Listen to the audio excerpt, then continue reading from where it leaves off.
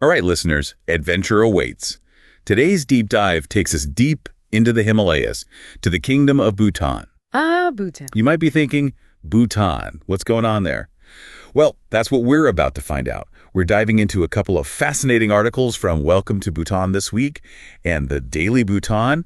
And let me tell you, this past week has been anything but tea quiet. I can imagine. Bhutan is a country that's constantly balancing tradition and change. Exactly. It's a real mix. We're talking economic challenges right alongside ambitious plans, glimpses into Bhutan's unique culture and its role in, well, everything. It's a fascinating case study for sure. Totally.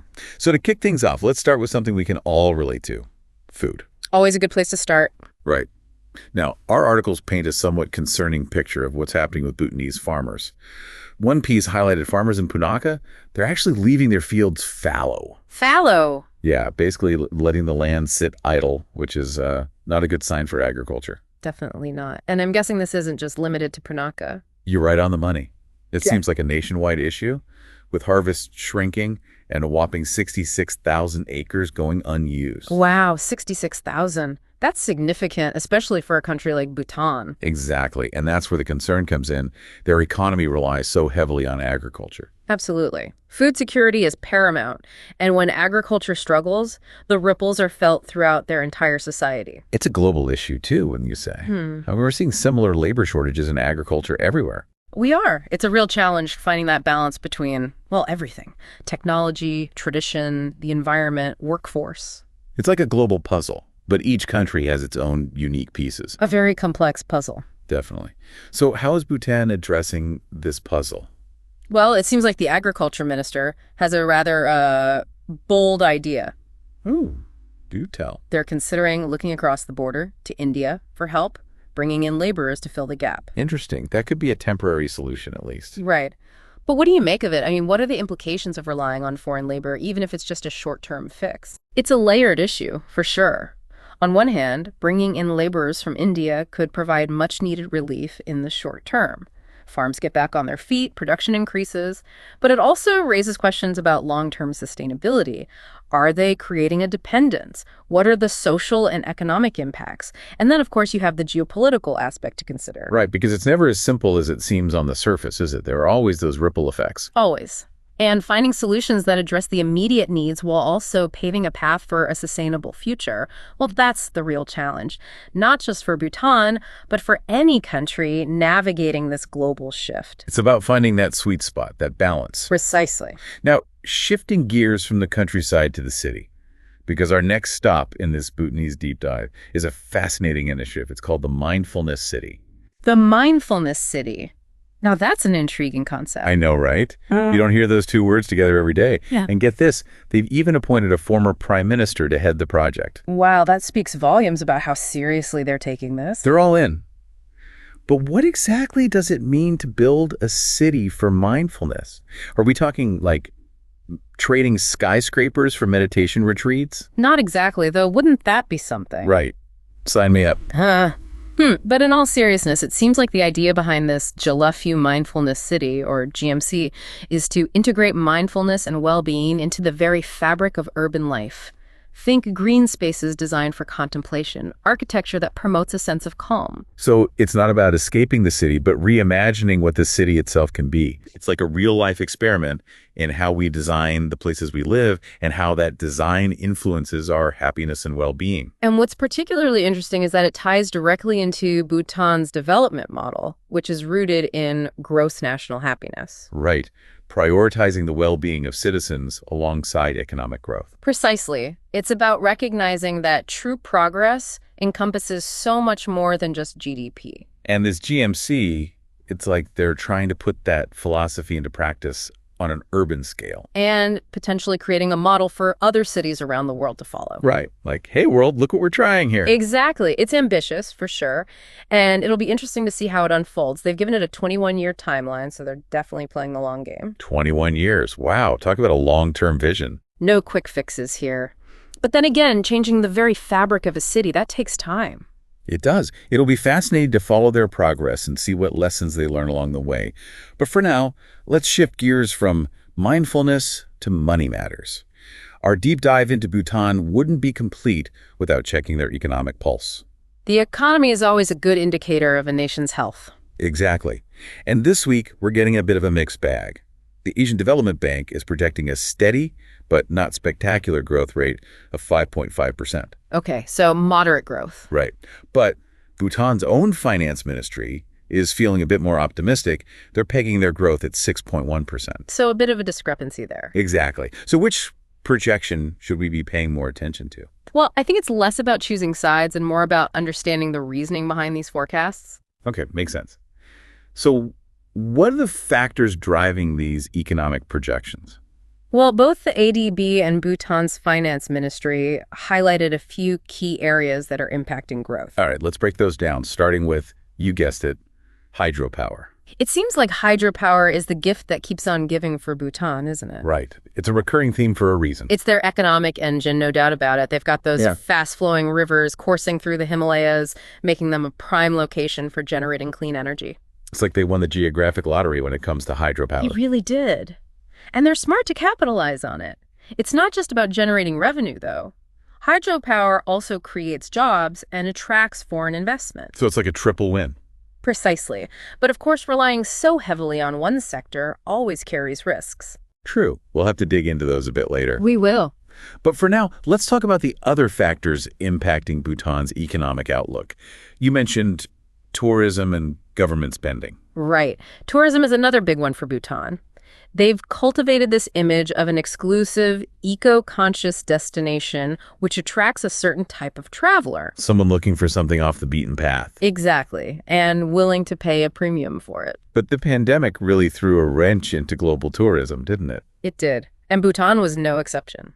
So how are they bouncing back? They're working hard to revitalize the tourism sector while being mindful of their cultural heritage and, of course, that pristine environment. It's a balancing act, for sure. Always. And what about government spending? What role does that play in their economic picture? Well, the Bhutanese government plays an active role in their economy, investing in things like infrastructure, education, social programs, and they recently lifted a credit moratorium and launched a new economic stimulus program. So they're stepping on the gas a bit to boost the economy. In a way, yes, but they're also trying to be mindful of sustainability. It's like stepping on the gas while keeping a close eye on the fuel gauge. Making sure they don't run out of steam. Exactly. It's all about balance, isn't it? Balancing economic growth with their values, both cultural and environmental. It always is. And speaking of relationships and balance, it seems Bhutan received a rather high-profile visitor this past week. Oh, who was it?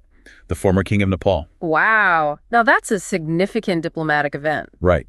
It's a good reminder that even a country as seemingly isolated as Bhutan doesn't exist in a vacuum. Not at all. Their history, their economy, even their future are intertwined with the dynamics of the region. It's all connected. And speaking of Bhutan's future, remember our friend hydropower. How could we forget? Well, buckle up, deep divers, because this sector is about to undergo a major transformation. Oh, what's happening? Bhutan is opening its doors to private sector investment in hydropower projects. Now that's a bold move. Right. It's a significant policy shift that could reshape Bhutan's energy landscape. Wow, I can't wait to hear more. This is where things get really interesting. It's a big deal. We're not just talking about a few small-scale projects here. Bhutan's goal is to add a massive 20,000 megawatts of renewable power to their grid by 2040. 20,000? That's enough to power a small continent. Exactly. And they're turning to private companies to help make it happen. So they're basically rolling out the red carpet for international investors. Well, not exactly a red carpet. They're being very strategic about it. Oh, how so? Bhutan's proposing a $5.149 ownership split for these new projects, with the Bhutanese government keeping that controlling stake. So it's more of a joint venture than a complete takeover. Exactly. They're looking for partners to help achieve their goals, but they're not giving up control of their resources. Makes sense. It's a delicate balance, though, isn't it? Attracting foreign investment while safeguarding what makes Bhutan, well, Bhutan. Right. And it's not just about ownership either. Private companies will get a 30-year concession period to operate these hydropower plants. 30 years, that's a significant chunk of time. It is. But there's a catch, or rather a benefit for Bhutan. These companies will have to provide 12% of their power generation as royalty power to the government. So Bhutan gets a share of the profits without even putting up the initial capital. You got it. It's a way for them to reap the economic benefits while also ensuring a steady stream of clean energy for their own people. It's like having your cake and eating it too. But surely there are concerns about opening up such a vital sector to foreign companies. There are always concerns. I mean, you're talking about a country that's built its identity on sustainability and cultural preservation, suddenly welcoming in a wave of, well, capitalism. Right, and capitalism often comes with its own set of values, which don't always align with Bhutan's traditional ones. It's a risk, for sure. It's a tightrope walk, isn't it? Trying to balance those competing interests. Definitely. And we have to remember, this isn't just an economic decision. There are geopolitical factors at play, too. How so? Well, our sources point out that there's a strong emphasis on attracting Indian companies to these hydropower projects. So it's about more than just generating electricity. It's about navigating regional dynamics. Precisely.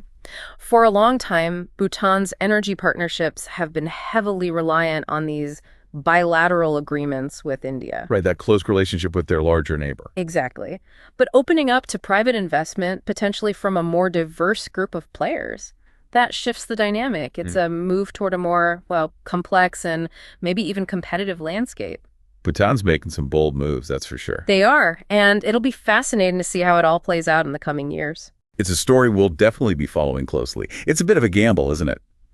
Betting on this influx of investment to propel them forward, but hoping it doesn't erode what makes Bhutan so unique. Exactly. And there's another layer to this, too, that we haven't even touched on. Oh, and what's that? The environmental impact. Yes, hydropower is renewable, it's clean, but these massive dams, they can have significant consequences for ecosystems, for river flows, for wildlife. Right, it's not as simple as renewable equals good, full stop. Exactly. And then there's the question of local communities. What happens to the people who live in these areas targeted for hydropower development? Are they being consulted? Are their livelihoods being considered? These are questions that need to be asked for sure, and hopefully answered in a way that aligns with Bhutan's values. Because, I mean, they've set a high bar for themselves, haven't they? They really have. This commitment to gross national happiness, to sustainability, to mindfulness, it's impressive. It's inspiring, actually, in a world that's so often focused on, well, just the bottom line. Bhutan is trying to forge a different path. They're holding up a mirror, aren't they? Yeah. Asking the rest of us to consider what truly matters. Exactly. And whether they succeed or stumble, the fact that they're trying, that they're experimenting, that they're asking these tough questions, I think that's a story worth paying attention to. It is. It's a reminder that progress doesn't have to look the same for everyone. There are multiple paths, multiple approaches, and maybe, just maybe, Bhutan is lighting the way for a more holistic, more balanced, and dare I say, a more mindful approach to development. Well said. And you know, this deep dive, as fascinating as it's been, has only scratched the surface of what makes Bhutan so captivating. There's so much more to explore, so many layers to uncover. It always is. That's the beauty of a deep dive, isn't it? It sparks more questions than it answers. And speaking of questions, that's a wrap for us today, but we're leaving you, dear listeners, with a big one. What does progress mean to you? It's a question worth pondering. It is. Until next time, deep divers, keep exploring, keep questioning, and keep seeking out those unique and inspiring stories that remind us that a different world, a better world, is always possible.